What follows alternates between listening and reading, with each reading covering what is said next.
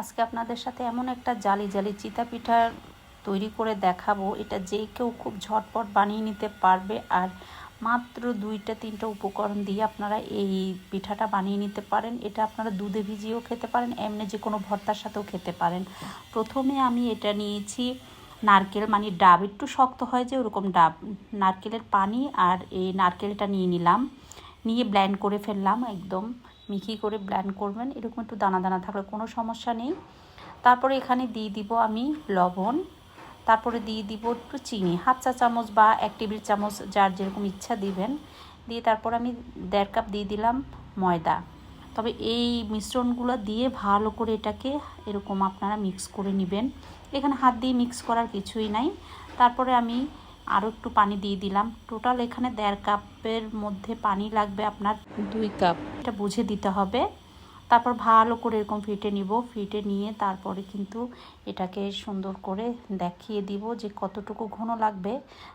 একটা 5 গ্রামের ইনো, এই ইনোটা দিয়ে একটু পানি দিবেন, দিয়ে তারপরে কিন্তু আপনারা এটাকে মিক্স করে ফেলবেন। আর এই মিক্স করার পরে কিন্তু বেশিক্ষণ অপেক্ষা করা যাবে না, সেক্ষেত্রে কিন্তু সাথে সাথে ভেজে নিতে হবে। আর কেউ চাইলে 3 টেবিল চামচ কিন্তু চালের গুঁড়া দিতে পারেন। এই যে এভাবে থাকবে মিশ্রণটা। আমি এখানে 3 টেবিল চামচ চালের গুঁড়া দিয়েছি, আপনারা চাইলে দিতেও পারেন, নাও দিতে পারেন। একটা প্যান গরম করে আমি তার মধ্যে 1 চামচ দিয়ে দিলাম। দেখেন কত হাজার হাজার ছিদ্র হয়ে গেছে। চালের গুঁড়িটা যখন দিয়েছি তখন কিন্তু স্কিপ হয়ে গেছে আমার ভিডিওটা, আপনারা শুকনা চালের গুঁড়ি অ্যাড করতে পারবেন। এখন হয়ে গেছে, 2-3 মিনিট ওয়েট করলেই দেখবেন আপনার পিঠা একটা হয়ে গেছে। এরকম হাজার হাজার ছিদ্রওয়ালা পিঠা হয়ে যাবে। আপনি বারবার এরকম করে দিয়ে চুলার আঁচটা একদম কমিয়ে রেখে কিন্তু আপনি এই পিঠাটা ভেজে নিতে পারেন। দেখেন তো কত সুন্দর ছিদ্র হয়ে যাচ্ছে।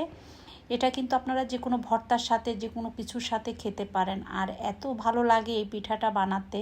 আমার ভিডিওগুলো যদি ভালো লেগে থাকে অবশ্যই আমার চ্যানেলটা সাবস্ক্রাইব করে দিবেন, বেশি বেশি শেয়ার করে দিবেন।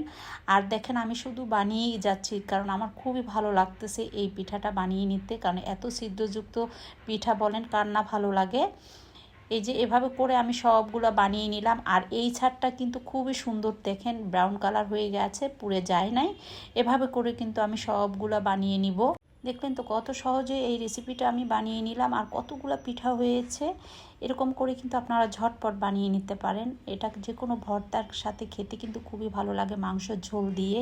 আমি একটা ছিঁড়ে দেখাচ্ছি আসলে কেমন হয়েছে।